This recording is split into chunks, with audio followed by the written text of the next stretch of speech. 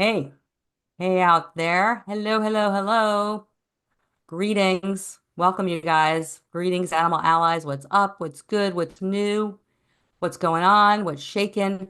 Welcome to another Activist Chat live stream. We are excited to welcome Wayne Hsiung tonight. But before we get started, my name is Michelle Granberg, and I am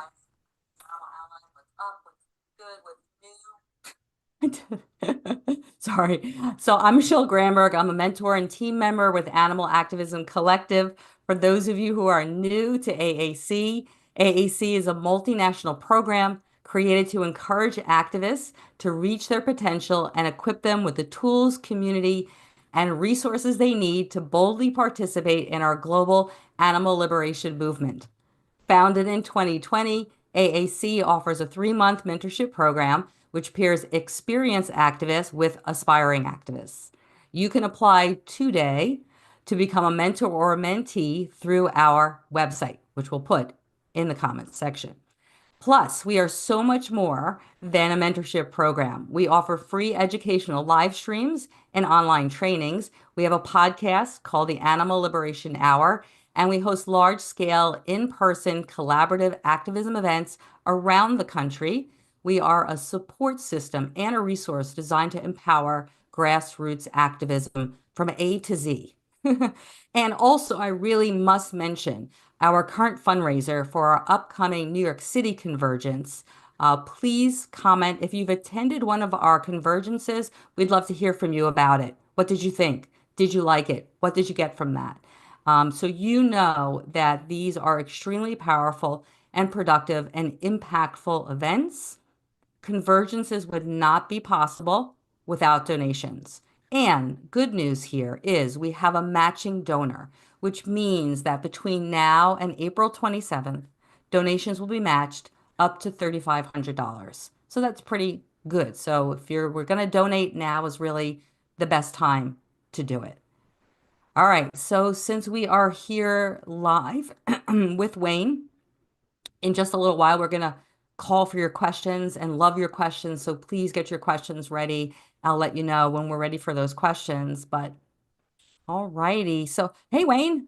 Hey, Hey, how are you? welcome. Welcome. I I'm don't know if great. I've heard the entire AAC spiel, but that's awesome. I'm gonna donate $20 right after this to make sure we take advantage. And that's saying a lot because I'm bankrupt. I'm sleeping on the floor of an apartment. All I your have money's like I gone zeroed to out my legal bank fees. accounts from all these lawsuits. So the fact that I'm Oh, giving means a what? lot, at least to me, because I don't have a lot of money. So I'll give 20 bucks. The other thing I want to say is Thank like you.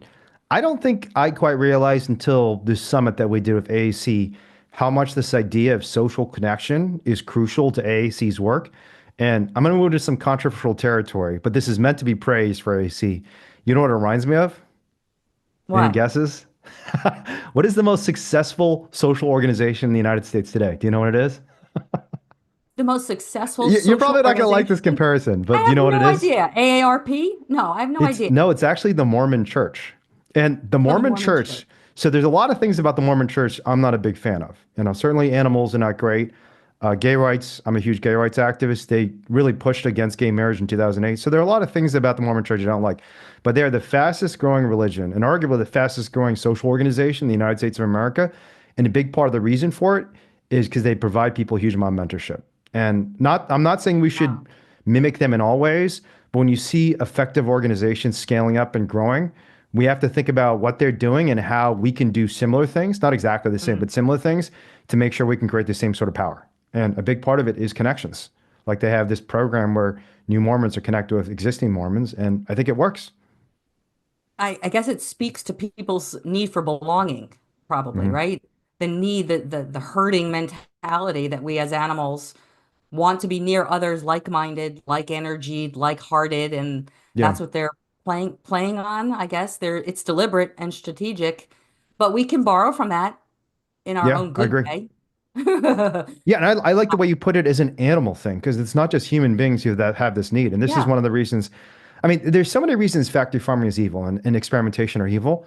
But one of the things that is underappreciated, even in the animal rights movement, is how much sheer isolation destroys animals. That I mean, Julie, this little beagle we rescued from a cage, she lived 1 year of her life in a 2 foot by 4 foot cage.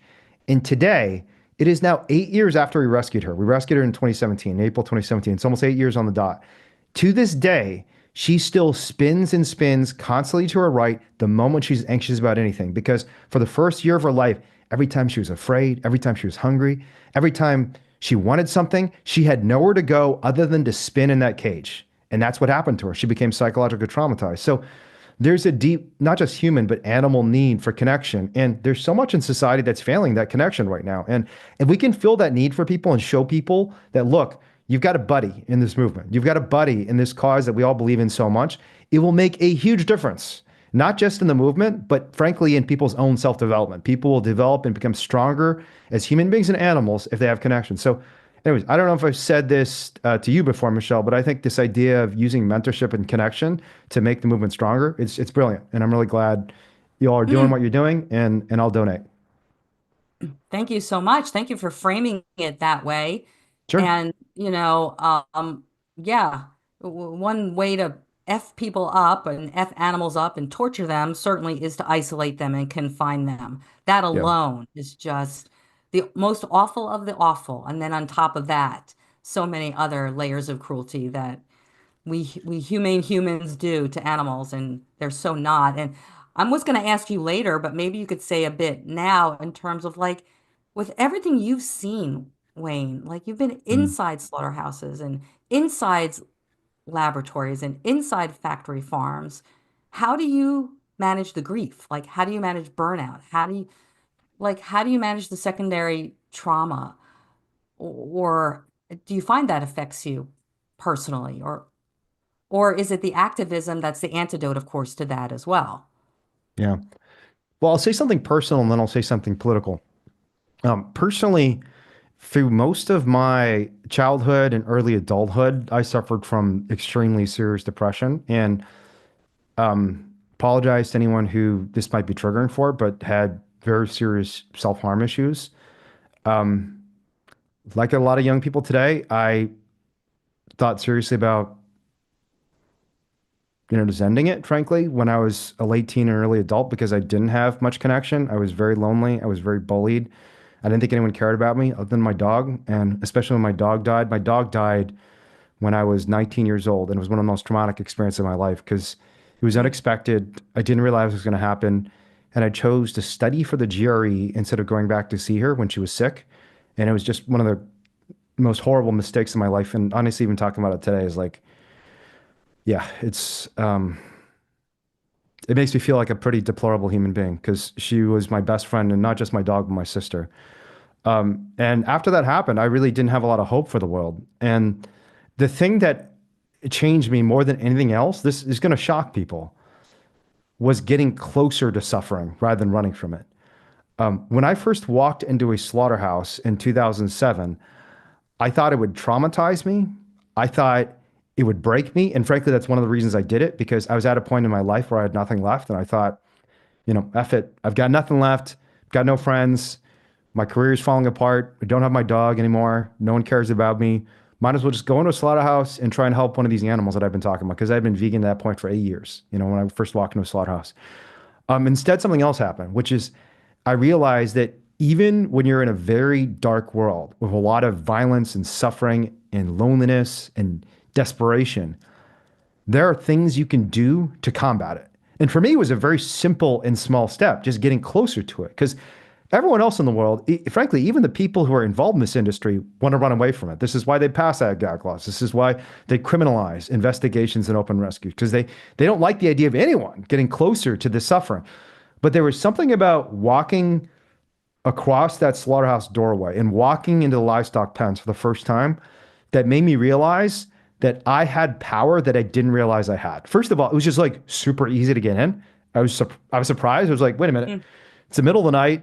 This is the last remaining slaughterhouse in Chicago. It was this place on the south side of Chicago called Chipetti Veal and Lamb. I don't think it's called Chipetti Veal and Lamb. In fact, I'm not even sure it's still in operation. But I passed by this place many times. I didn't even dare like stop next to it because I was afraid. This is at the height of the ag laws and the ATA, and everyone was terrified that, oh my God, if you even look at a slaughterhouse the wrong way, they're going to send you into jail and call you a terrorist. And honestly, there's some truth to that, which is kind of ridiculous. But we'll talk more about how we can turn that into a good thing. Because now every time they call me a terrorist, I'm like, yes, this is exactly what I want. I love it when they call me a terrorist. And we'll talk about how we can make that backfire. But back then, it was just scary. It wasn't, I didn't feel like there was an opportunity there. I just thought it was scary. And yet, despite that, when I walked in to that livestock pen, I realized, holy shit, like all these blocks I put up, all this powerlessness I felt, it was mostly in my head. Like if I just decide to do it, I could literally just take one of these animals out. And it was funny, I didn't even succeed on that day because it turns out a little lamb, everyone sees these videos of cute little lambs or, cartoons of cute little lambs you can carry out with your arms. Turns out a lamb in a slaughterhouse is like 140 pounds. And they're also very fearful animals because every experience they've had with a human being has been terrifying. So they run from you. So like I was running around this livestock pen in the middle of the night trying to catch these lambs and I couldn't even catch one, right? Much less rescue one. But just the mere fact that I was able to do something that I didn't realize I was able to do up until that point just totally changed everything for me. It really did. It like transformed me because suddenly I realized there are all these things that everyone, including my own government, is saying you cannot do. You're not allowed to come in here. You're not allowed to take one of these animals. You're not allowed to see what's happening behind these closed doors. All that was being blocked mostly by a fence, a cage of my own mind. And once I walked through those slaughterhouse doors, it just felt like the entire world was changing. And it's been a 15, 20-year journey since then. But every other step I've taken to challenge myself has made me even more optimistic that most of what is stopping this movement for success is in our own heads. Wow, yeah, that's a really great metaphor for so many things. The fear that we build up in our minds and we convince ourselves we can't do it. That's the very thing to face very Yeah. often. I mean, there's always risk involved. I mean, depends what level we're talking about here. But for you, absolutely, clearly in hindsight, it's like that was a friggin' defining moment. You didn't know. You Yeah. knew thought that was a big moment, I'm sure, and it was, but you didn't know now more in the perspective of the timeline of Wayne and your journey to where you are now and the journey of open rescue, that was pivotal moment, you know? Yeah. So you maybe you could backtrack. I doubt we have too many new activists, but we do. We may have new activists right now listening to this conversation. Would you mind just saying a bit more about what open rescue and direct action and right to rescue Yeah. is, whatever you'd like to share, and for new activists and the benefits as a strategy, because that was one of the things I learned from you when you talked in DC Yeah. recently, that, we're talking about this from a strategic, Mhm. point of view. And, it's changing the narrative and getting animal cruelty on the books, Yeah. Yeah. among other There's so things. much to say about the theory behind the right to rescue, but fundamentally, what the right to rescue is trying to do is challenge what I see as the movement's most important adversary. And the movement's most important adversary is not, in my opinion, factory farming or vivisection or fur farming. It's not even cruelty or malice, because I don't think actually most of the malice and cruelty in this world is the direct cause of the violence that unfolds against animals across the world. Our most important adversary is just the normalization of cruelty, right? It's the banality of evil, the idea that it's just normal. Because the problem with human beings, which is also one of our virtues, is, and we talked about this earlier when we talked about herd mentality, right? That most human beings, and not just humans, and most social animals, when they're in Rome, they will do what the Romans do. Um, when Hannah Arendt, the great philosopher, went to the trials of the leaders of the Holocaust and tried to understand how this entire nation was convinced to slaughter 6 million people during World War II, she came with this concept that you may have heard of. Have you heard of the banality of evil? No, I don't think so, but I can imagine what that is. Yeah. I mean, The banality is just banality like of a, evil, yeah, it's like the $5 word for the normalization, making something evil seem normalization. normal. And what she points out is that all these people who committed these atrocities, they did them not because they were cruel or malicious, they did them because they became normal, right? So you have like Heinrich Himmler writing in his journal about how, oh yeah, today I had hit my targets. My boss is really upset at me because I didn't do as well as I did yesterday, but I'm a good worker, so I'm gonna hit my targets today. And his targets are slaughtering children, that sort of thing. Yeah, And so it yeah. just became so normal that they didn't even have to think about what they were doing. They were just slaughtering people who were innocent because it was part of the system. And so that is the fundamental thing we're trying to challenge. And concretely within the legal system, one of the ways this acts is the property status of animals. Because if animals are treated as property, if that's literally enshrined in the law that they are just things, then who are we to tell anyone what to do with their stuff? Like, no one likes it when someone comes into their house and tells them what to do with their stuff. You wouldn't like it. I don't like it. You know, I'm sitting here in my house. I just had a smoothie. If someone came into my house and said, like, how dare you drink a smoothie? I'd be like, are you out of your mind? I mean, I'm going to drink my smoothie. You can't stop me. I'm going to drink my smoothie. I'd probably be more interested in drinking a smoothie if someone ran in my house and told me you can't drink that smoothie. Because we all accept the smoothie as a thing. It's just like juice. It's juice and some soy milk and peanut butter, right? And what we have to do is challenge that normalization and say, like, look, what you're seeing is just a smoothie. That is a puppy who's crying out in pain, who has interests that are very distinct from a smoothie or a piece of food.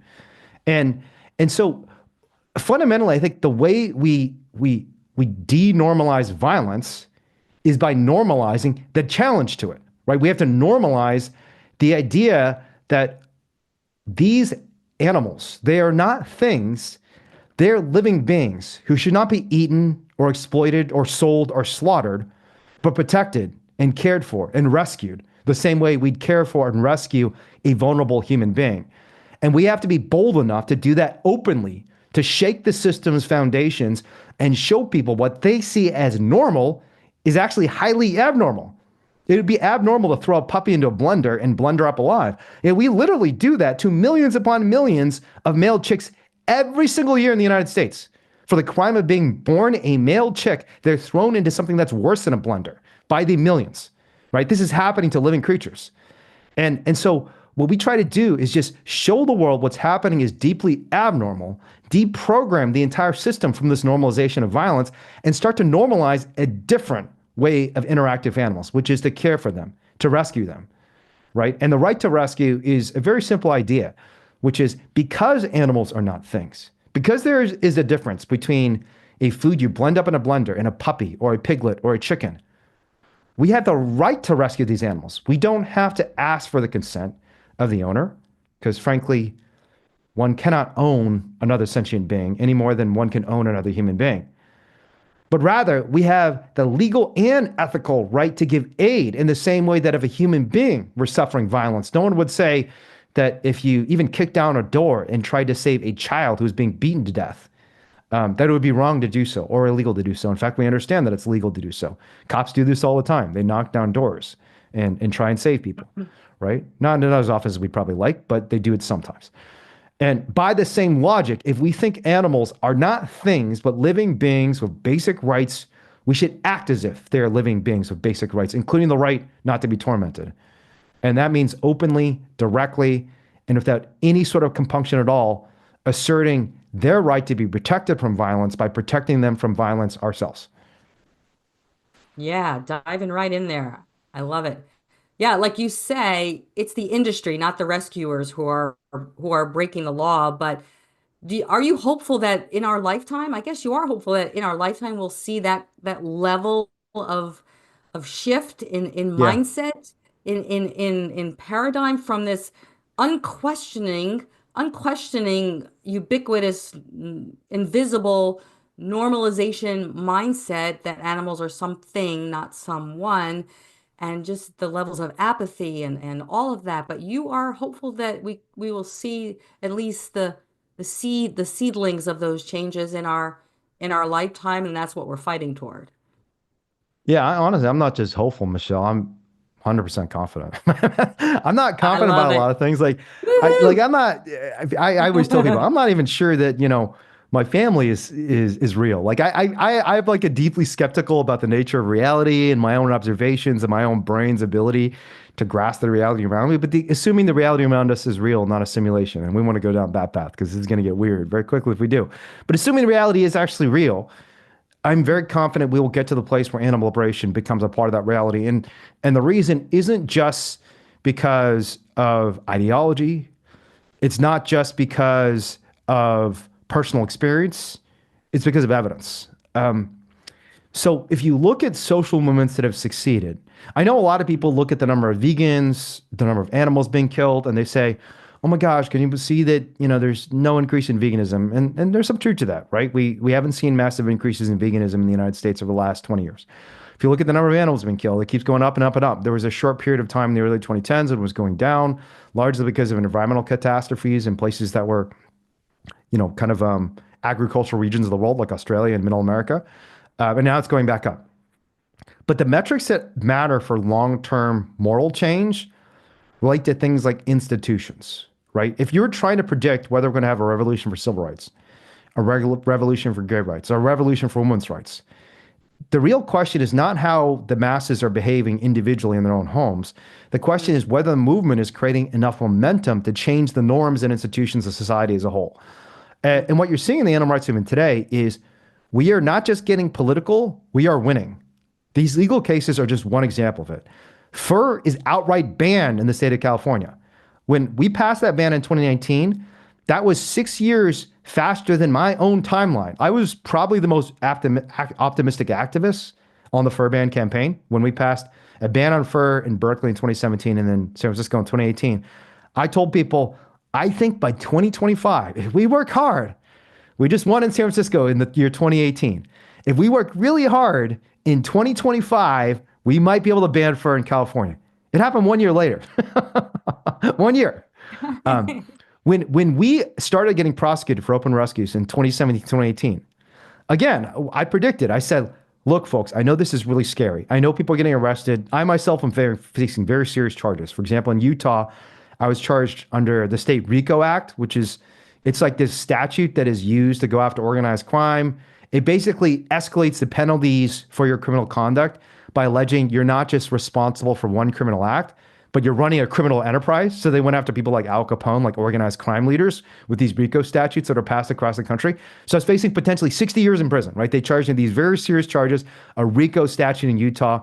And I told everyone, don't worry. In the long term, this is going to be good. But I also said, we're probably going to lose a few of these cases. But here's my commitment to you. By 2025, we will win some of these cases. A jury will agree with us that we have the right to rescue animals. Guess what happened with that Utah case? That's what happened. We won, but not in 2025. We won in 2022. And not in a progressive area of the country, because when I wrote down my predictions, I said, okay, by 2025, everyone, we're going to win the right to rescue. In one jurisdiction, it's going to be like a super progressive democratic jurisdiction where there's no farm power, right? The farm country doesn't have power.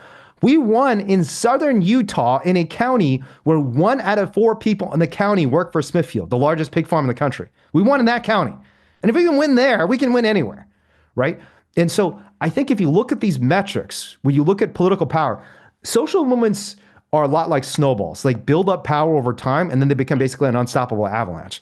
And so you often see like small early progress and then sudden rapid change. And Bloomberg News actually did a great chart of this recently. When you look at political change, it tends not to be like, oh, a little bit up, a little bit up, a little bit. It tends to be like, basically flat, and then suddenly you make some progress and it starts snowballing, and then suddenly everything changes really quickly.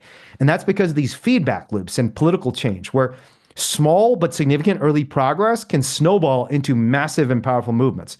I'm not saying that always happens, but I am pretty confident because of the bipartisan support for animal rights that the animal rights movement, once we hit some critical threshold, once our snowball hits a certain size, it will become an unstoppable avalanche. And I think that's where we are. We're very close to a point where even the Supreme Court of the United States, the factory farming industry, with Joe Biden's support, not even a Republican administration, Joe Biden's support, went up against the animal advocacy movement in the Ross case of the Supreme Court.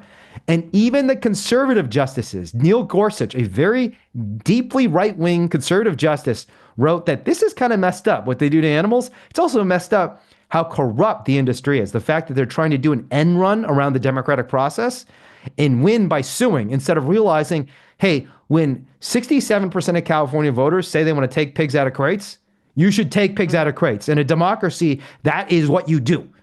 And when we're able to win cases like that against tens of millions of dollars, against literally the most powerful man in America, Joe Biden was on their side, and we still won, that is a sign that our movement has incredible potential for progress. Wow, I love that. That's very hopeful, and I'm gonna trust that. And related to that, you and I said maybe we were gonna talk about ballot initiatives briefly, and you said you have an interesting take on ballot initiatives. So you can, anything you want to say about that, what that is, Yeah. and I guess the pros and cons? All right, you ready for a hot take? This is going to be really controversial too. Hopefully, you're not going to be mad at me after I say this. I know people are going to be mad at me after I say these words. All right. All right, here it is. Duly warned. I hate them. I Oh really hate God. balance. Okay, I'm exaggerating a little bit just to Yeah. make things interesting. I actually think it's great that people are doing them, and I think some of the people who are doing them, like Aiden at Pro Animal Future and Eva, both of them are former DXC organizers. They're some of the smartest, most effective organizers in the world. We've And had then them obviously on. like Direct Action Everywhere, my former colleague and dear friend who I can't talk to anymore, Almira Tan, I can't talk to because I'm legally barred from one of my convictions from talking to her. They did a ballot champ in Sonoma County. I'm glad people are doing it. I do think they're useful mechanisms for getting attention. I think they're useful mechanisms for mobilizing people too, because they give you a concrete thing that everyone can work on. Right? My main complaint about them is I think the animal rights movement should be focusing much more on quality over quantity. And I think ballot initiatives focus a lot on super low attention, low deliberation persuasion, where in a typical election, there's so many different issues. Do you have ballot initiatives in New Jersey, Michelle? I don't think so. Okay. I'm not sure. I'm not 100% sure though. I know it's like 10 It's not or that 13 common. or 15 states in the Yeah, country have allow them and some ballot don't. initiatives. So I'll tell you in California, I mean, there's like 30 ballot initiatives every year, in addition to 20 electoral races you're trying to get information on. And the vast majority of people don't pay attention to any of them. They're just like checking boxes. There's no thought put into it at all. And when you talk to voters about ballot initiatives, they're not going to give you a lot of time and attention. They don't care that much about it. And you might argue, well, they're giving you more attention than if we didn't do it. But I think high quality, high deliberation settings are where we're going to have the most success. And ballot initiatives, because they're trying to mobilize large numbers of people to change in small ways, are not consistent with my theory of change, which is like what you really need to do is get a critical mass of people who are highly motivated rather than a Mm, larger number of people who are not that motivated. Having said that, I do think one of the most powerful things the ballot initiatives have done is motivated critical mass of activists, right? If you look at the number of people who got out in Colorado on the slaughterhouse ban, or the number of people rallying in Sonoma County, which is hardly it's Sonoma County, California is not some hotbed of animal activism. It's like farm country. And yet there were tons of activists coming out of the woodwork. So I think by far the most effective thing about the ballot initiatives, in my view, is the mobilization potential. The fact they get people out to do something very concrete. But I'm not convinced that the actual work of the ballot initiative itself is doing a whole lot to create longer term political transformation. Having said that, I could be wrong. And I do think one of the things in this movement that we have to do is invest in a lot of different approaches. I think everybody's got a different theory of change, and a lot of them are extremely plausible. I do think ballot initiatives are a plausible theory of change. That if I were the god of the animal rights movement who controlled all the money, I'd probably invest a lot more into it because I think all grassroots approaches are massively underinvested. That pretty much all the grassroots animal rights. I mean, the amount of money put into the grassroots is like what, a couple $100,000 cumulatively, maybe $1 million, mm. relative to the tens and frankly hundreds of millions of dollars that the large organizations have. And I don't think it's a I don't think it's a matter of investing in NGOs or investing in the grassroots. I think both of them can rise. I think actually a rising tide lifts all ships. But the general idea is that if we are actually going to create long-term systemic political transformation, the grassroots has to be a crucial component of that. And the animal rights movement, it hasn't been seen that way for many years, and we need to change that. All right. I'm not sure if that's all that controversial, but yeah, yeah. And we're welcoming people to sort of chat amongst yourselves in the comments section here. But I have tons more questions, Wayne. But wait, let me go to a question from the comment section now, right? Sure. So, I really like the chat Roger Yates and Jake Conroy had on fur bans a while back on the Animal Rights Show. Do these bans end animal use or shift the location and species? Um, I think the answer is pretty clear. If you look at fur production in California, after years and years of various efforts, it was going up and up, not just in California, but around the country. I think right up until the fur ban in 2017, I think it was like 2015 was the first year it sort of plateaued. But if you look at the decade before that, the number of animals being killed and the amount of fur that was being sold in the United States was basically going up. And the moment the fur ban happened in California, first in San Francisco, then in LA, then in California, fur really did go out of fashion. And there were a lot of big retailers and great organizations like CAFT definitely pushed this. They said, like, look, this is a product that's illegal in some states. This is a product that is in the dustbin of history. How dare you continue to sell these products that are so cruel and violent that it is a crime. It is illegal to sell them in certain states. And I think that's really valuable. So I think that these like ideological arguments are great to have, but at the end of the day, what I care about is impact. I want to look at the evidence and the numbers. And the numbers are very clear. You know, after the fur ban went into effect first in San Francisco in 2018 and then in California, it didn't go into effect, but they were passed in 2018 and 2019. You saw massive decreases in fur and fur getting hit across the country. And then COVID-19 hit and even more devastation unfolded for the fur industry and more liberation for the animals. So the numbers speak for themselves. I think this idea that shutting down an industry in one area is just going to displace into another, I just don't think there's a lot of evidence for that. People say the same thing about factory farming bans, slaughterhouse bans. They even say the same thing about kind of educational efforts that, you know, if you can convince people to stop doing something in one place, does it just get displaced to another? So, for example, vivisection, I hear people arguing that if we shut down vivisection in the United States, it's going to move to China. Well, then we move to China too. You know, if the animal abuse moves to China, then so do we. And as a Chinese animal rights activist, I'll tell you, I'll be first on that ship to go to China to make sure we fight factory farming and vivisection in China too. So what do you think about all the wins in fur over the last couple of years Beautiful. and foie gras? Amazing. Yeah, Amazing. exciting. Yeah, Incredibly exciting. Are you we're kidding me? on Like Mark track. Jacobs dropping fur? That's huge. Yeah. And Yeah, were you I surprised? think, I mean, this is a great example of how, you know, these different types of activism really do have enormous synergies. Because, like, I see these pressure campaigns dropping, causing retailers to drop fur. And I can tell you, when we did political advocacy in California, one of the arguments we used was look at all the retailers, all the fashion brands that are dropping fur. And then, you know, inversely, when you were able to pass a ban on fur in a place like San Francisco, and you go to retailer and say, like, look, you could continue to sell this product, but the entire city of San Francisco, the entire city of LA has banned this. Do you want to be on the right side of history? Or do you want to be engaged in shameful animal abuse that even an entire city, an entire political unit, and not in some place that doesn't represent your customer base? San Francisco and LA are exactly the sort of people you might expect to want to buy extremely expensive fur garments. And they're telling you no. So they're telling you no, then you should say no too. So I think these campaigns are brilliant. I think these are the campaigns that they move quickly, they're flexible, they're intense and passionate in a way that traditional NGOs probably can't do. And it benefits the work of traditional NGOs.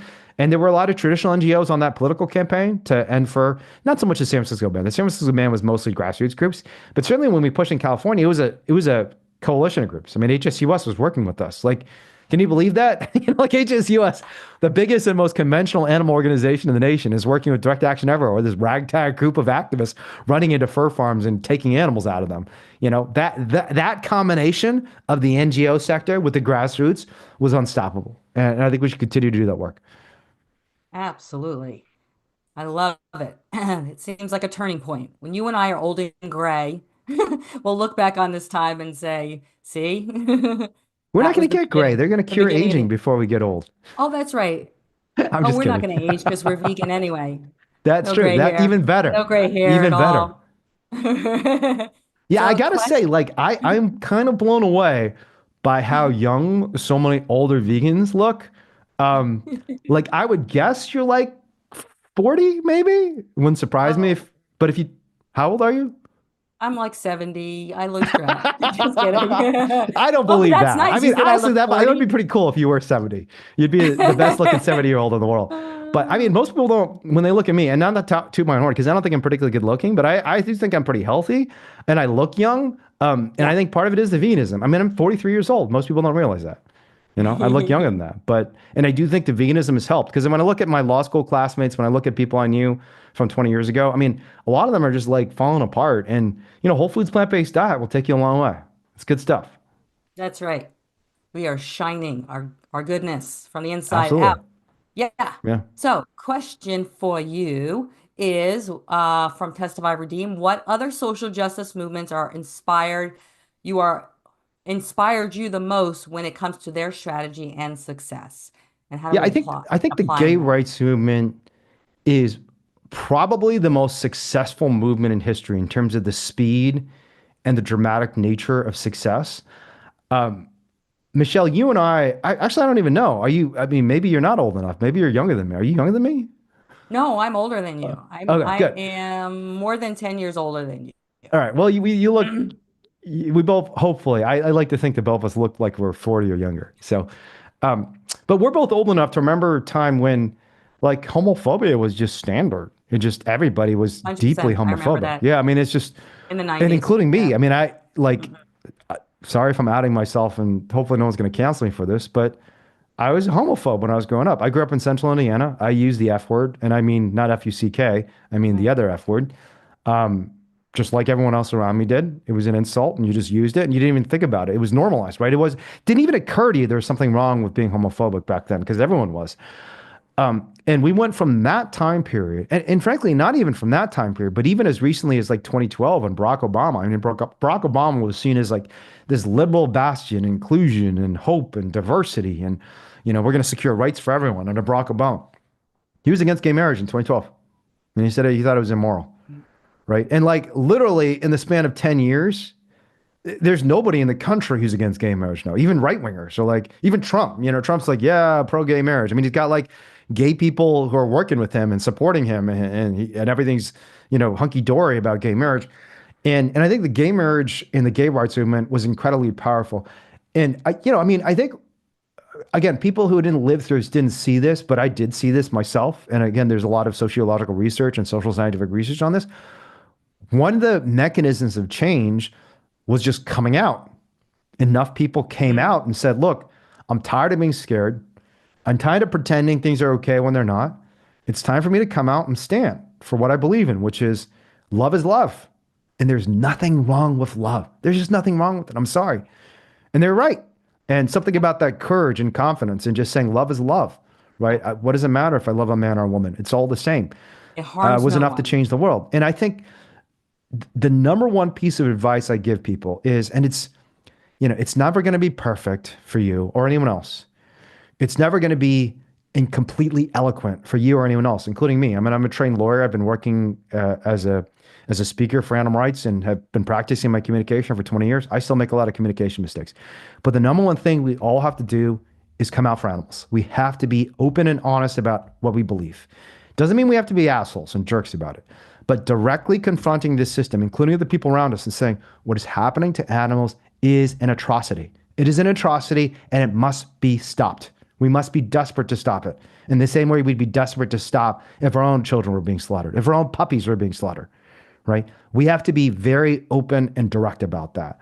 Right. And very often people in the animal movement say, oh, don't go too far. You can't be too radical.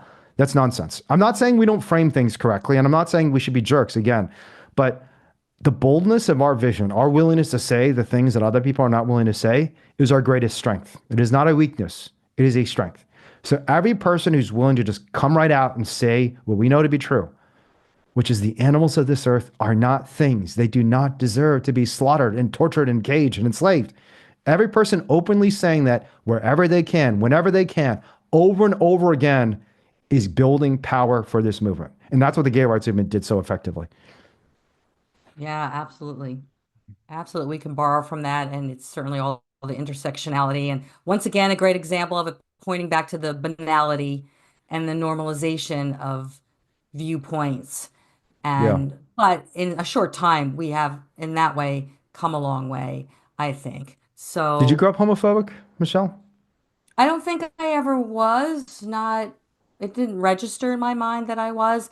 And I had friends who were gay, and I Really? remember I was just drawn to it. I just thought it was Hmm. interesting and curious and like cool, and I wanted to be more around that, in Really? the 90s. And I went to gay bars, even though I'm not gay, but it's still, Yeah. I mean, we're all on a spectrum, I suppose, but it was really fun and interesting. I thought it was felt radical at the time, and it felt like, I don't Hmm. know, I was participating in something interesting. So, but I can Yeah. certainly understand where people, again, are conditioned right from the get-go in that way, you Yeah. know. Where did you grow up? I grew up in New Jersey, in Central Jersey for the most Hmm. part. Was it like a super progressive place? Not any more than anywhere else. Maybe New Jersey in general is Hmm. a little slightly more progressive. Definitely, it's been a blue state forever. Sure. But I don't know. I don't know. I think it was just whatever. It was the vibe of the time where I was, at least. Yeah. You know, Yeah, I'm I glad didn't for meet that. anyone who's openly gay or pro gay rights until college.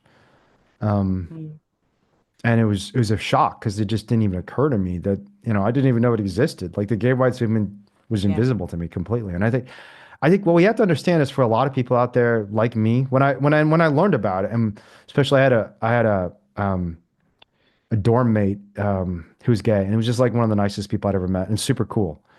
And like meeting him, I was like, wait, am I supposed to dislike this guy? And why is that? Like, that doesn't make any sense to me anymore. But I think what we have to realize about animal rights is that there's a lot of people who, even if they superficially have some understanding that animal rights or veganism are a thing, they've Mm, never actually been personally and directly confronted with it. yeah. And there are a lot of people out there, like little Wayne, as a 17-year-old kid in central Indiana, who, when they're confronted with it, they'll will realize, oh, actually, this is kind of messed up. I mean, like what everyone's doing doesn't seem right. They need a mentor. I mean, they need somebody to just guide them along that path. And for me, I don't even remember the guy's name. I'm trying to remember his name, but it was like an amazing, beautiful, bold gay man who was just completely unapologetic about who he was, but also just incredibly kind and loving and gentle. And that changed me. I mean, it just changed me fundamentally because I realized, oh man, because I'd been bullied and targeted my entire life, and I realized, Mm. oh dang, I've heard all these bad things about this guy, and it reminds me a lot of all the bad things people say about me just because I'm Chinese or just because I'm fat, because I was fat when I was growing up, and people made fun of me for it, and I always thought it was like mean and unfair. Yeah, so it's weird how much I think don't even appreciate how we ourselves have blind spots that can be overcome if someone shines light on what we haven't seen. Yeah. And it takes certain qualities, I guess, characteristics in us to think about that and to consider that. And it humbles us. And that's a good Yeah. thing, to be able to say, I need to rethink that.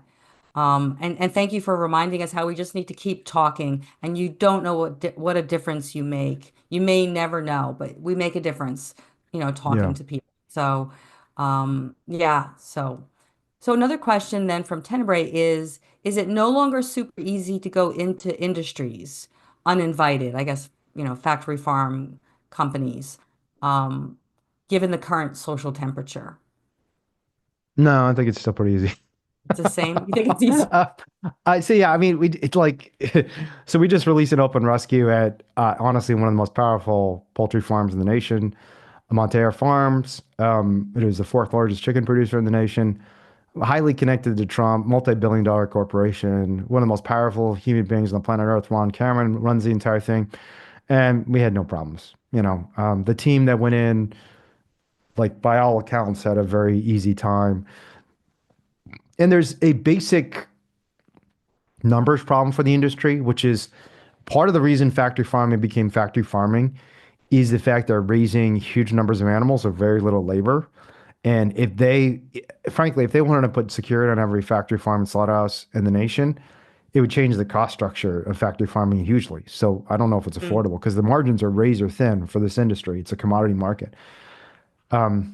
My biggest concern about security at these farms actually is AI. I think that artificial intelligence and camera costs getting low enough.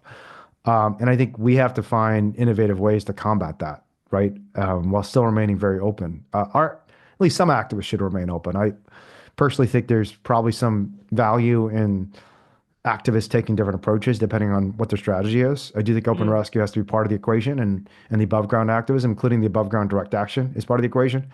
I think the more anonymous underground action is probably part of the equation too, as long as it's all nonviolent. I think that's the key thing. No one should hurt any human being or animal. But I think the things, even with AI, first of all, the animal agriculture industry is probably going to be the last industry that starts adopting some of this new technology. Secondly, as long as we're smart and I'm in San Francisco right now. I'm literally sitting in San Francisco, like a few minutes walk away from like the AI headquarters of the world, like Anthropic, OpenAI, all these big AI companies everyone's using. Like, do you use ChatGPT at all? Yeah, Yeah. yeah, a little Uh, bit. I'm finding a lot of people are using it just for everything. I mean, even Yeah. just writing Oh, it's emails. their go-to for a lot Oh of yeah, I mean, people. their Yeah. offices are just like a walk down the street. And so like this is like AI headquarters of the world. And we are trying to deeply integrate AI into our work. Um, and I know it's kind of scary, and I'm not saying, tech has done all or even mostly good things. I think tech has done a lot of really damaging and evil things. And, I'm certainly no fan of Elon Musk, for among other things, torturing animals. But the technology exists, whether it's live streaming, drones or AI, we all have to use technology as effectively or even more effectively as the industry so we can get any advantage we can over the efforts to stop us.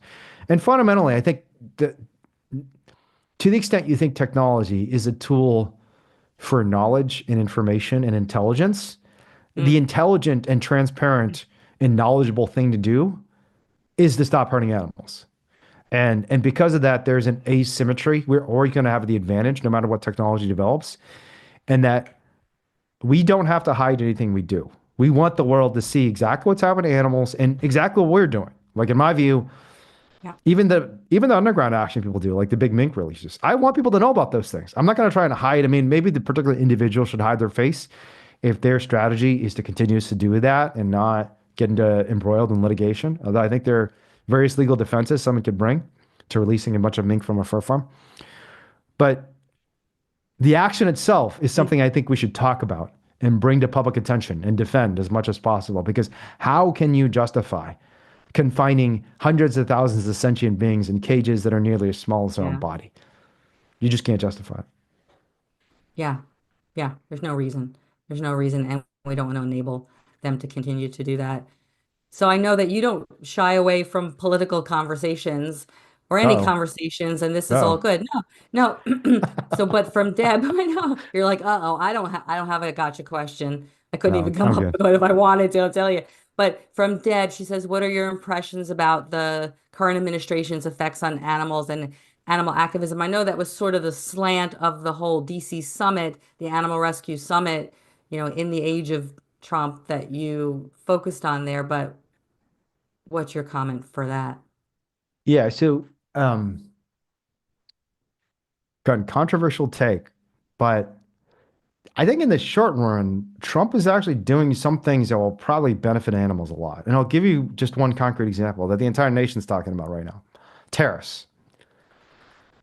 A lot of people know that Trump imposed a 10% across the board tariff on all goods coming to the United States, which led immediately to retaliatory tariffs by countries across the world, and most importantly, China, right? The tariff imposed on China was, I think, 126%, and China immediately matched that. So basically, that means anytime you sell a good from China in the United States, or you sell a good from the United States into China, it now costs more than twice as much as it used to cost.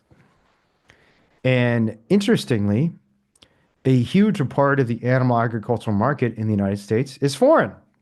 Um, Pig farming is a great example of this. I looked at the numbers recently.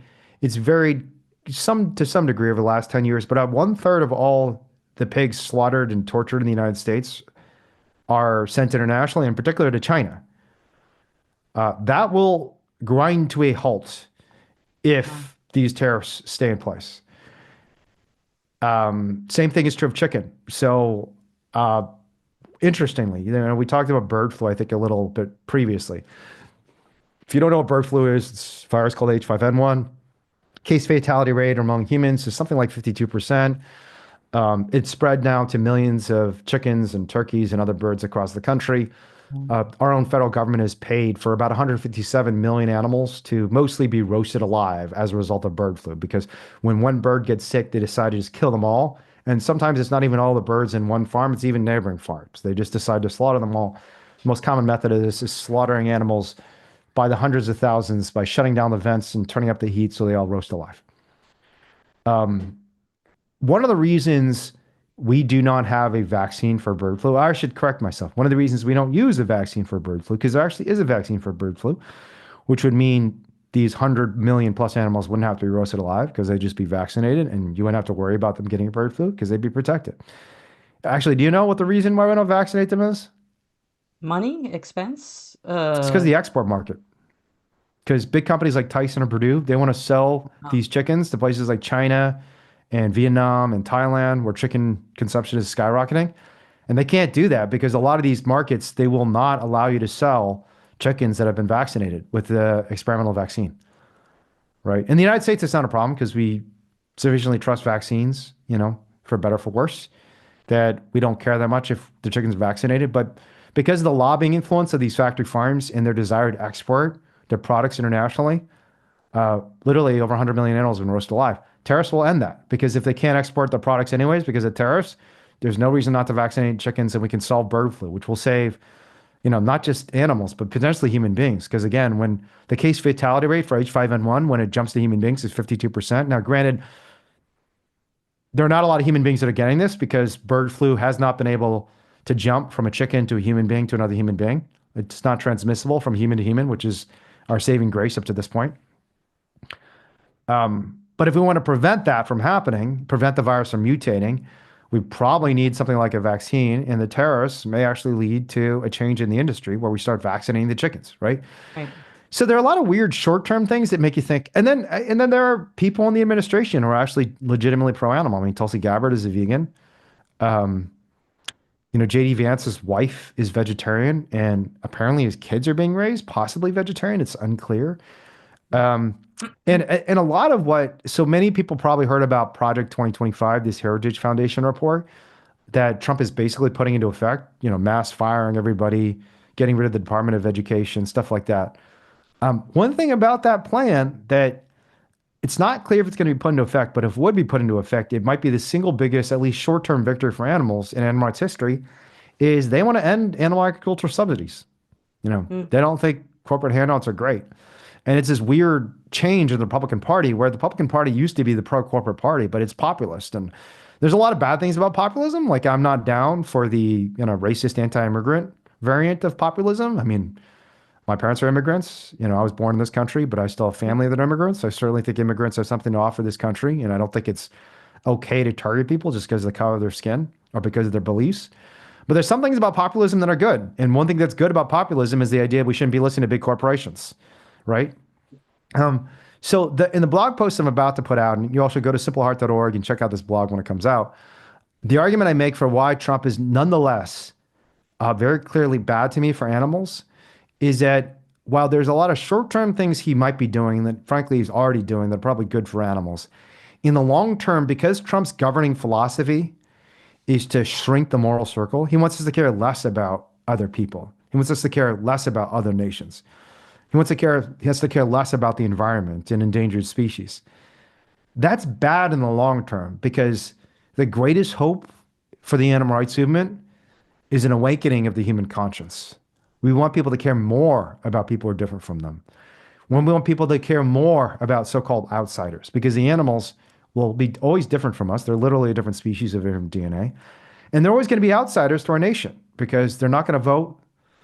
They're not going to join our military. They're not going to be our cops or our taxpayers. They will always be a nation unto themselves. And in the long term, what we need, and I think what we will get from humanity, is an awakening that realizes that our fates are intertwined. That whether it's a starving kid in Bangladesh, a poor kid buried under the rubble in Gaza, or an animal trapped in a factory farm, our fates are linked. mm. That we all need to fight for each other to create a better world for all of us.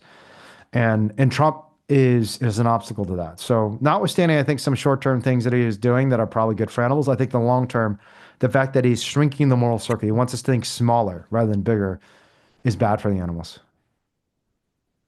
So what about in the meantime, in the Mhm. short term? Should we be doing anything as grassroots, as street activists? Is there any call to action that activists can do while these poor birds are being culled, in the millions or however? And I know that you've been inside, you've seen the conditions and you describe them very often, the inside those walls of chicken farming factories and egg factories. So is there anything in the short term that we can do immediately or not? Not Yeah, I really. think in general, national politics is super hard. And I think, there's not a lot you can do nationally to create a lot of change. I think most good activism is local. Um, you start local and you build the state and then you move to build the national.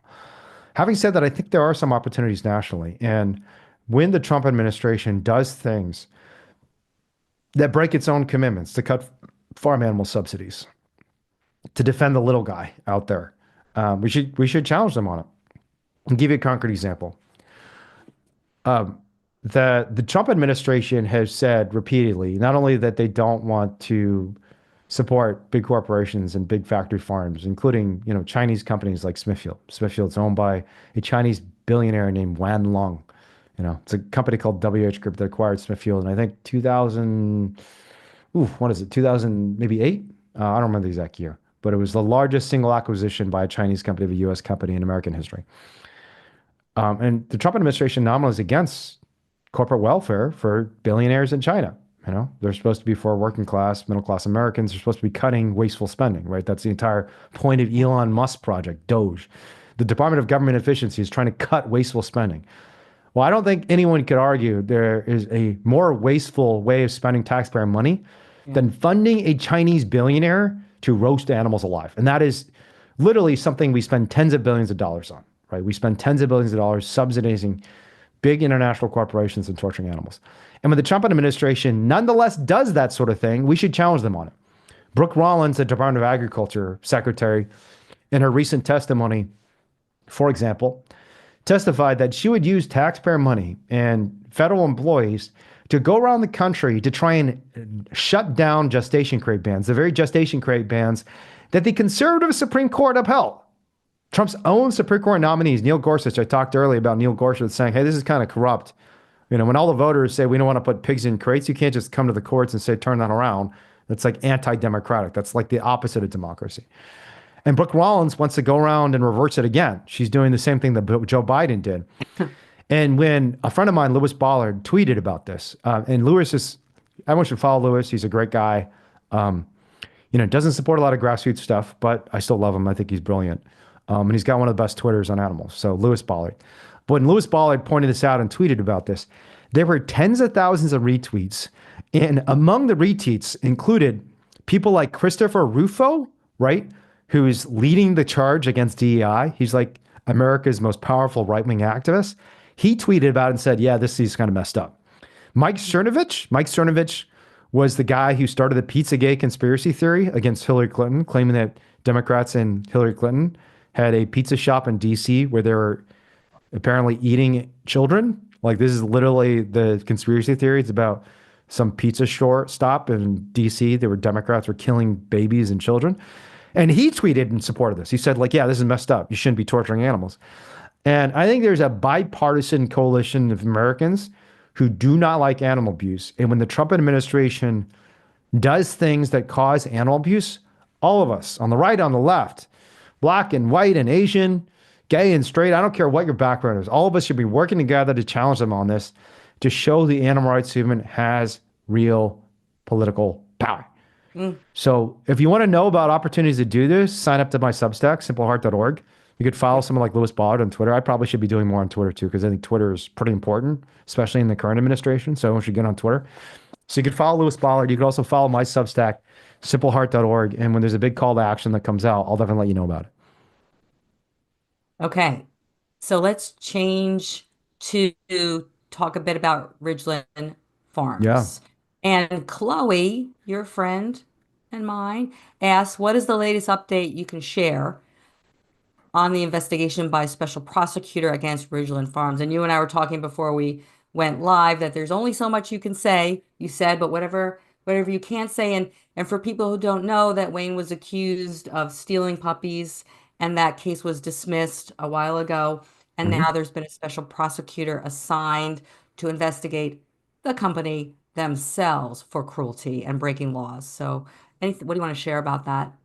Yeah. So in short, we went from facing felonies to now charging the company with felonies in the span of less than 1 year.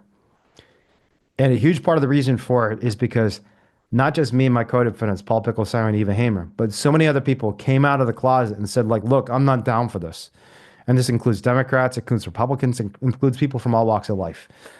And as a result of the political pressure that was placed on the industry, and I will say the trial was a huge part of this. I mean, we didn't even get to trial, but the prosecution, the media attention around this notion that someone could go to prison for 16 years for taking a puppy from a cage to the vet, a blind beagle who's spinning endlessly in a cage for trying to care for this poor beagle and expose the cruelty of this industry, could spend 16 years in prison. It provoked so much attention and interest and outrage, frankly, that the backlash against Ridgeland is now on the brink of shutting them down. We now have the Department of Agriculture, Trade, and Consumer Protection in Wisconsin doing a serious investigation of Ridgeland, arguably for the first time in history. We had the Veterinary Examination Board in Wisconsin, which licenses and allows everyone to do vets, raising allegations that could lead to the vets at Ridgeland losing the license. And they just, I think in the last day, issued another report saying they're investigating some of the employees, the non-veterinary employees, to see if they were engaged in the unlawful practice of veterinary medicine.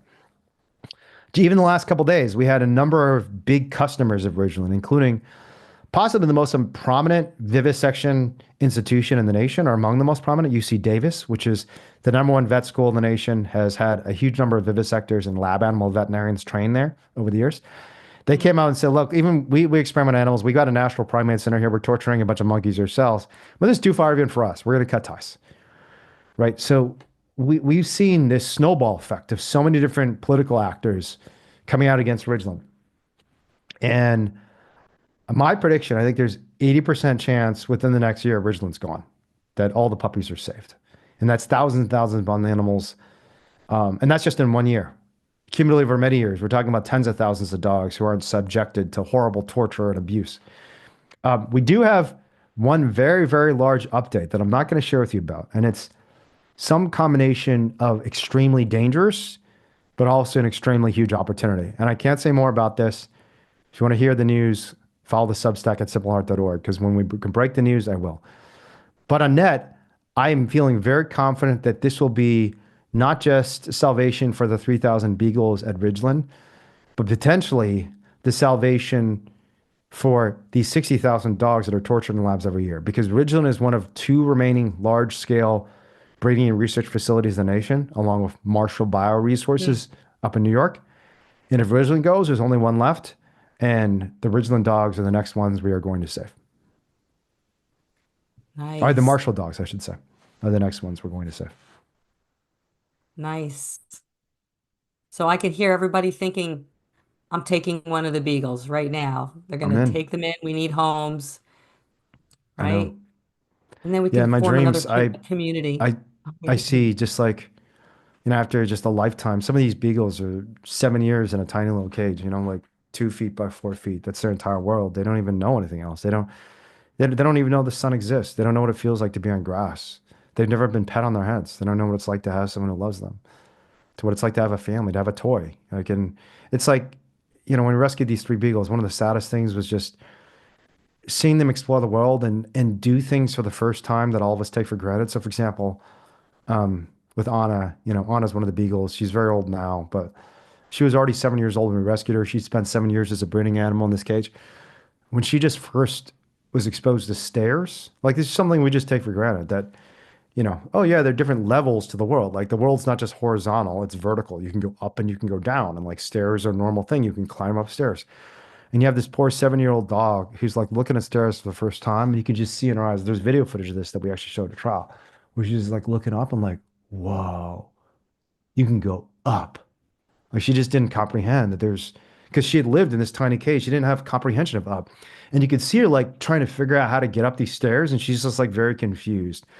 But the moment she figures it out, she's like, oh my God, this is so cool, stairs. And she's like she's stumbling and falling because she doesn't know how to do it properly, but she's like running up the stairs and like running down and falling. Everyone is like, oh my God, there's up and there's down. Like the world's not just like this tiny little place. There's like, I can go up, and just every time she looked up, she just saw the ceiling of this tiny little cage for 7 years. Can you even imagine that? It's like, I don't think any of us can even comprehend.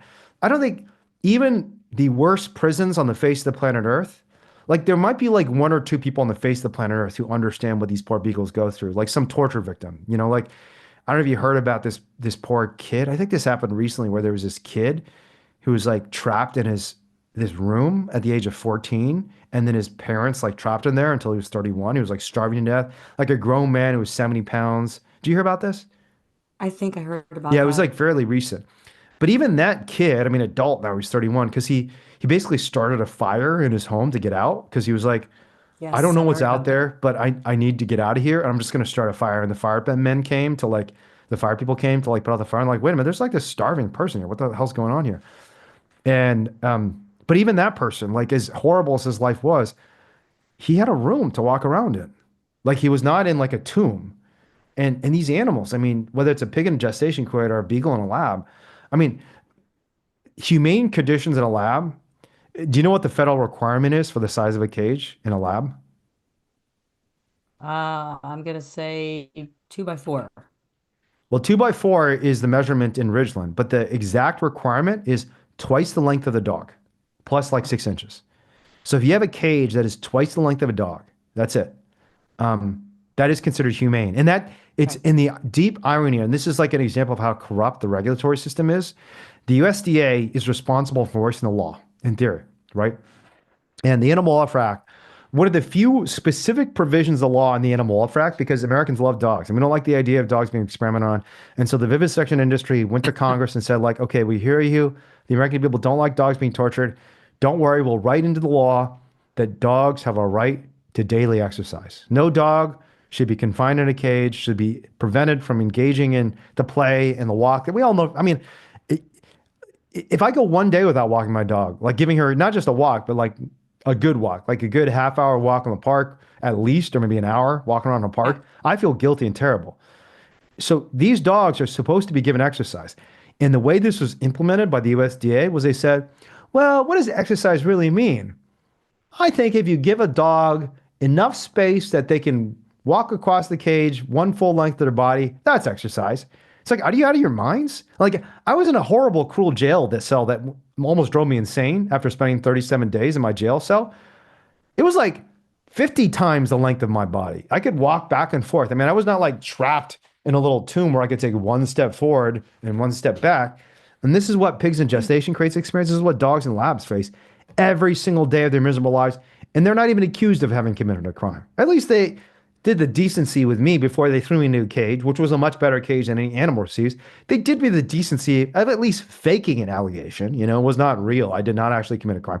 But they at least accused me of a crime. They said I committed conspiracy and engaged in theft and all these things like RICO charges, all these things they've accused me of.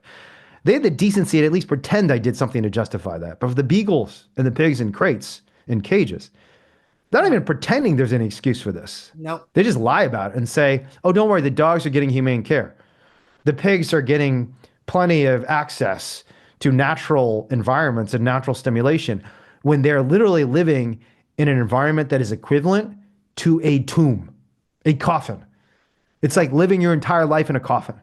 And you can imagine like how bewildering it is, but also how liberating it is when these animals get out. And it's such an amazing experience. I mean, you asked me earlier, like, what is the thing that drives me forward in the face of so much despair?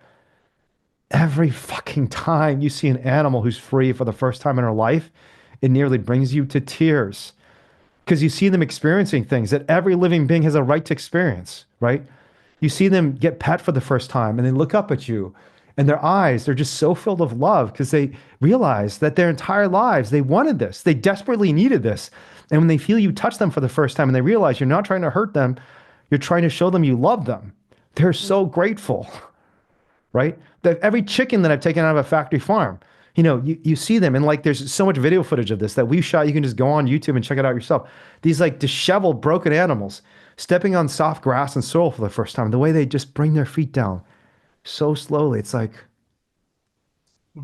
the world's soft. I didn't realize the world could be soft. Like I've been living on wire my entire life. It was always digging into my feet and hurting my feet. I just thought the world was filled with pain. And it turns out the world can be soft too.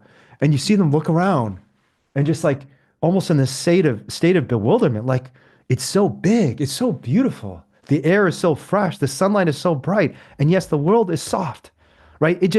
It's such an amazing experience watching these animals get a chance at life for the first time in their lives, right? And the notion that you and I and everyone listening to this podcast have the power to give that to animals, there is nothing more important in the world. All of us should be quitting our jobs, stop it going on vacation. I don't literally mean that. Still go on vacation. Don't necessarily quit your job because you can always use the money you're getting from your job to fund more rescues. But certainly all of us should be sacrificing. And frankly, it's not just a sacrifice, it is a gift. It is the greatest gift of my life. And I've had tremendous gifts in my life. I'm an extremely lucky individual. I've got an amazing wife. I've got an amazing family. I've given privileges, gone to like all these fancy institutions, won all these awards. I've been published in the New York Times. Despite all that, all the gifts I receive, the greatest gift I've ever been given is to see little creatures who are broken come back to life. There's no greater gift I've received.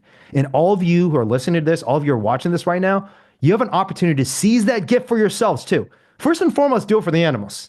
But it has immense benefit for you too, because you will see the world differently when you take an animal out of a cage and give her the life she has always deserved. Yeah. Yeah, thank you for all of that. It's such the duality of being an activist, seeing the worst of the worst, but then getting to see the The best. joy in their eyes and then come back to life when they're liberated or rescued, and reminding us that nothing compares to the conditions under which they are currently experiencing. And those are the images I go to sleep with every night, and I probably speak for Mm. others. It's the last image in my mind. I'm thinking about them, Mm. and first thing in the morning very often. So, let's keep that fire burning. Okay, so That's another question awesome. we have, yeah, is it possible for a ruling or rulings to come out which set a precedent to make a ruling for open rescue and or legal animal personhood impossible? And what's next if that happens? I know you I touched mean, on it could this a happen little bit. within the span of the next couple of months. And this is the great value of being convicted. So I was convicted of conspiracy for organizing a mass open rescue in Sonoma County. The conviction happened in November of 2023. I'm on probation until November 2025, but we're currently on appeal. And we have some of the biggest legal heavyweights in the world supporting us on this. Mm, And one of the most basic legal disputes, ethical disputes in this case is that same question we started this conversation with about the right to rescue. Are animals things or are they beings of rights, including right. the right to be rescued if they're suffering from torture and abuse? And the government argued, and unfortunately succeeded with the judge, that animals are like, this is literally one of the comparisons made in court. An animal is no different than cellular matter. It's no different than, this is another argument that was literally made in court in Utah, no different than a dented can.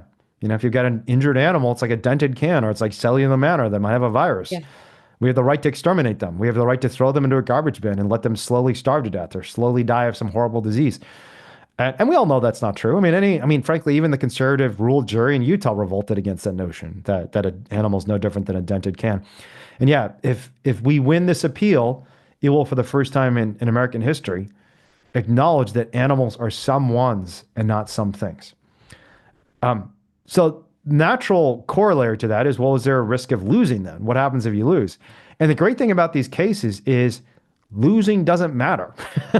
Winning does, right? There's asymmetry in the stakes. Because if we lose, just like all the rulings against racial justice up until Brown versus Board of Education, it's not something new or interesting. It doesn't matter because the state of the quote unquote law, as most jurists understand it now, is that animals are property, right? And if we get another ruling, it just doesn't matter. If we win, in contrast, the political and cultural power created by even a single victory is immense. It'll create enormous attention.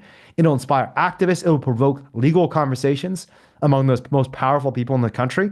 And it already has, frankly. Again, I don't want to say who yet, but some of the most influential legal scholars and lawyers in the country have been defending our side, the side of the animals. The animals are persons, not things, in the Sonoma County appeal.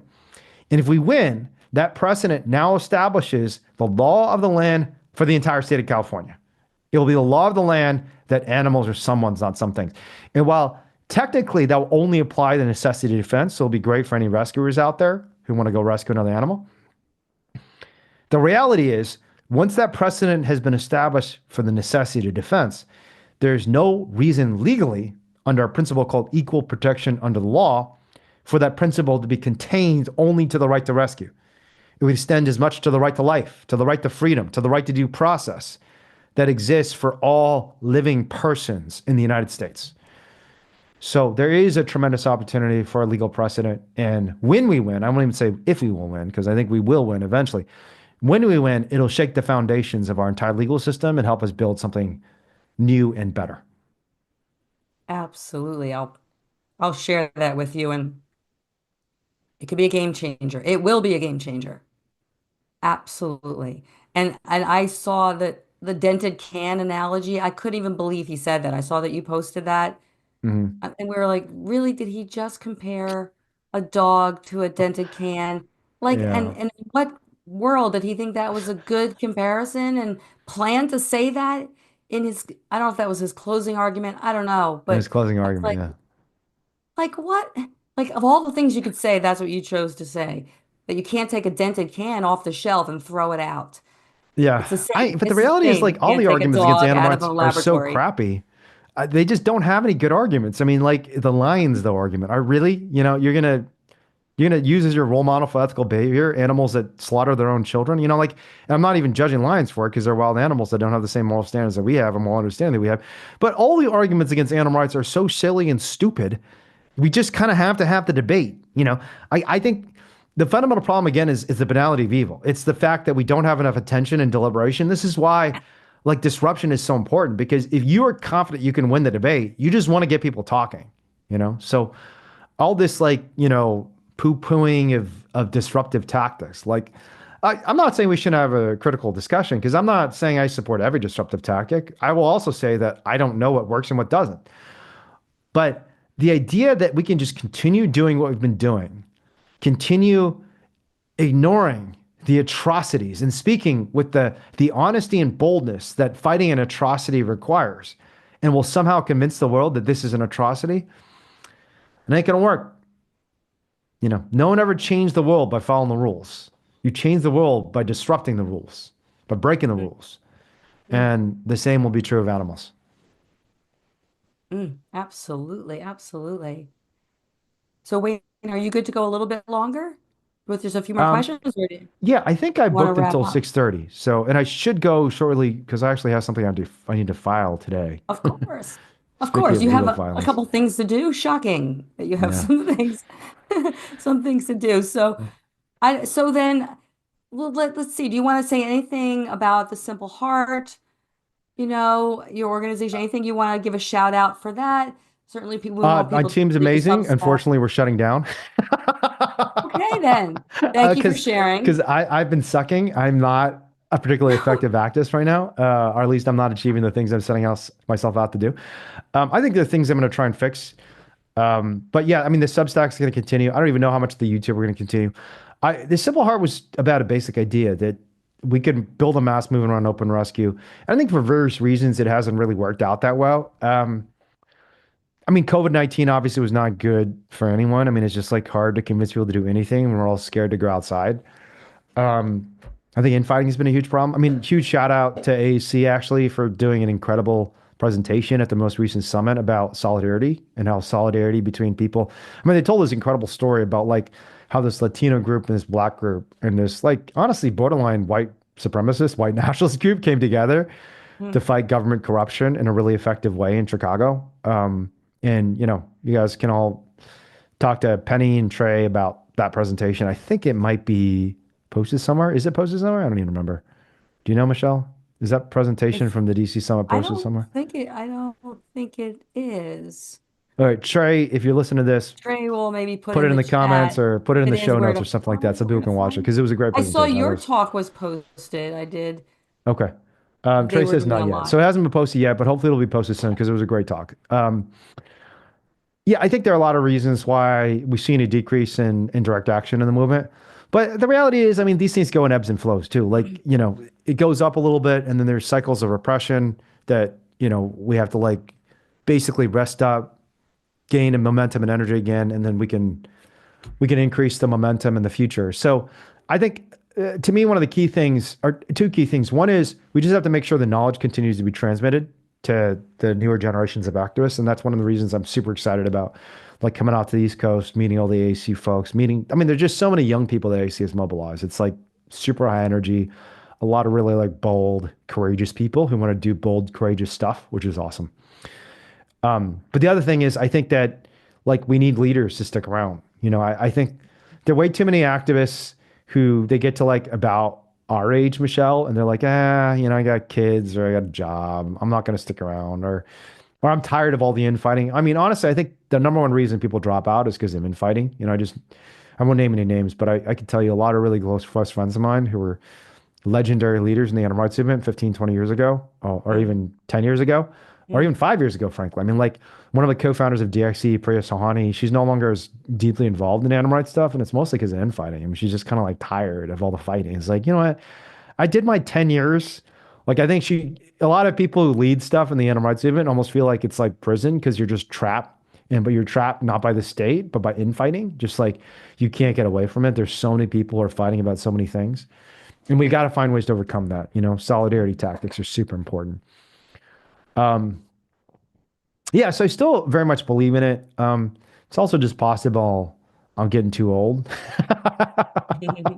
Like I don't have the energy or even just like the right social connections anymore because people in their 40s are like the worst age for direct action because people are like in their 20s are great and then people like in their 60s are also great, but the 40s are like the zone of like normalcy in a person's life. And people in their 40s tend not to want to take direct action. And yeah, so maybe that's part of the reason I haven't had much success. But I think we've had a lot of team members at Simple Heart who are doing really cool work. And I think they'll continue to do cool work even if they're not doing it as part of this organization.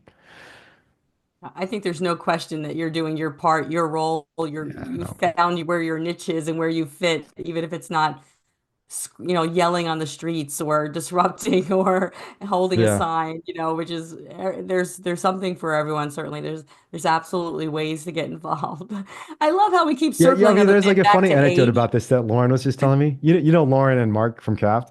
Of course. Yeah. So Lauren was just telling this really funny story where, because I participated in all the AC and CAF stuff over the weekend. I was late to one of them because I had a legal call. But so I took part in this disruption, and like Lauren was saying, that was like the most polite disruption I've ever seen in my life. Because like everyone on CAFT is like yelling and protesting so passionately, and Yeah, I'm standing there with my sign talking I to just security guard, walk. and I'm like, "Hey, would you like to have a conversation with me right now?"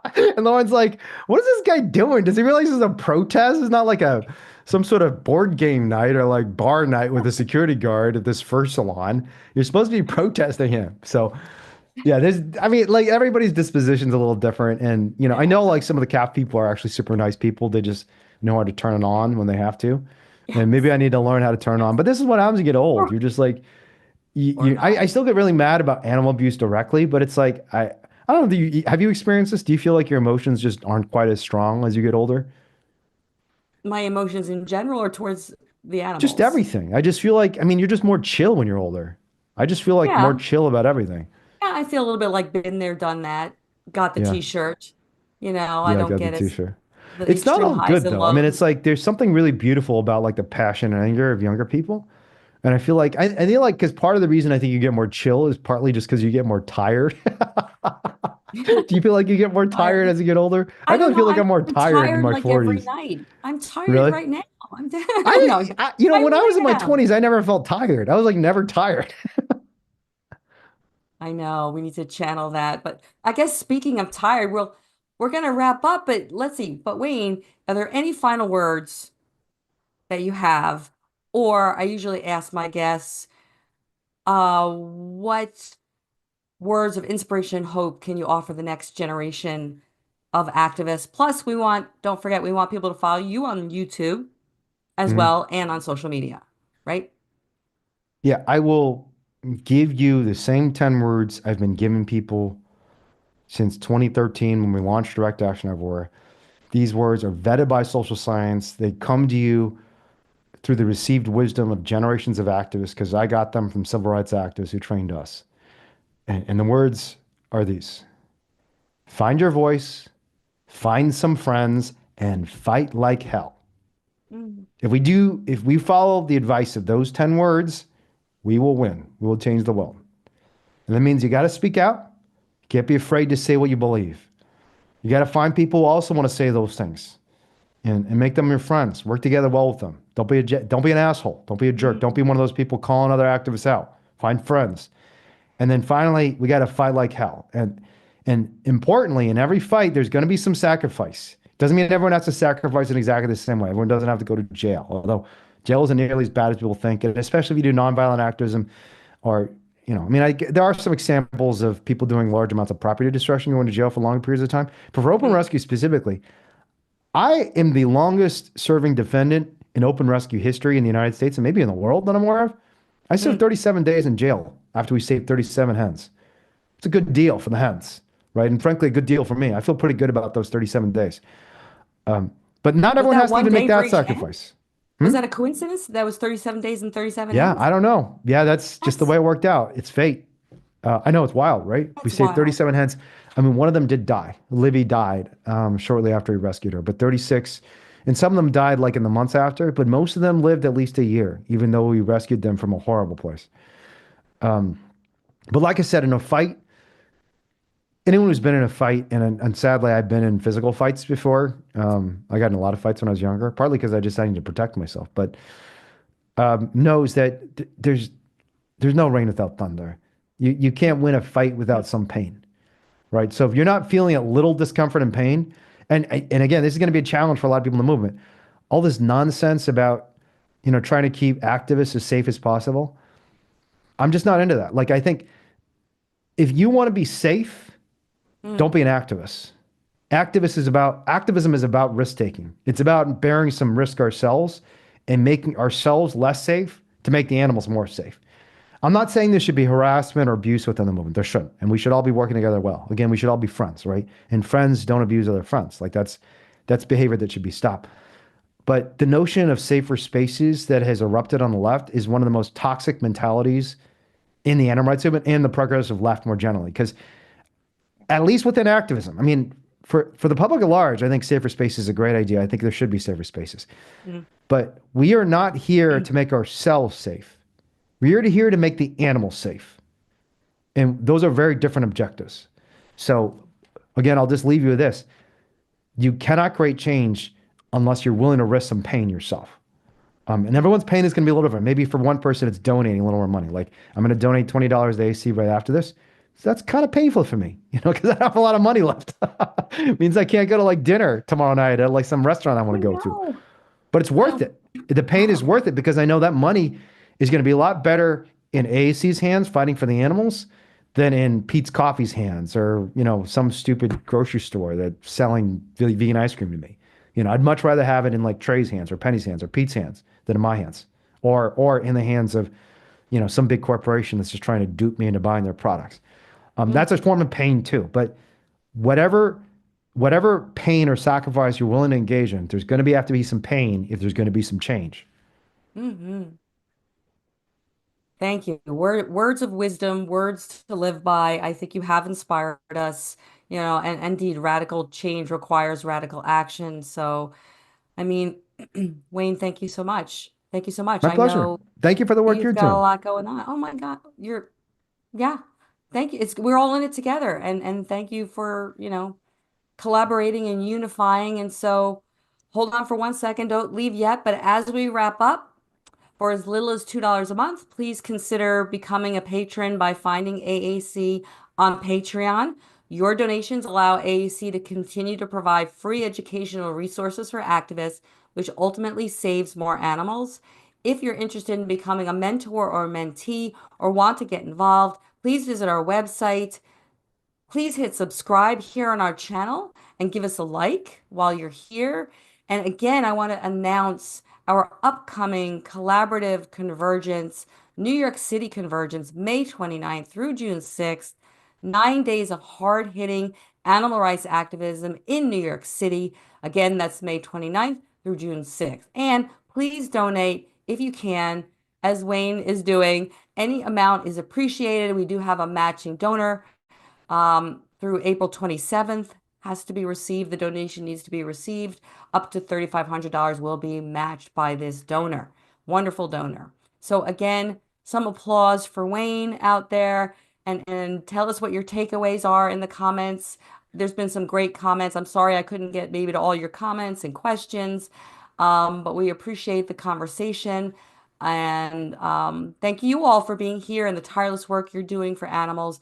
Everyone is needed. Every action counts in order to achieve animal liberation. So thank you again, Wayne. And until next time, stay strong, get active, and live vegan.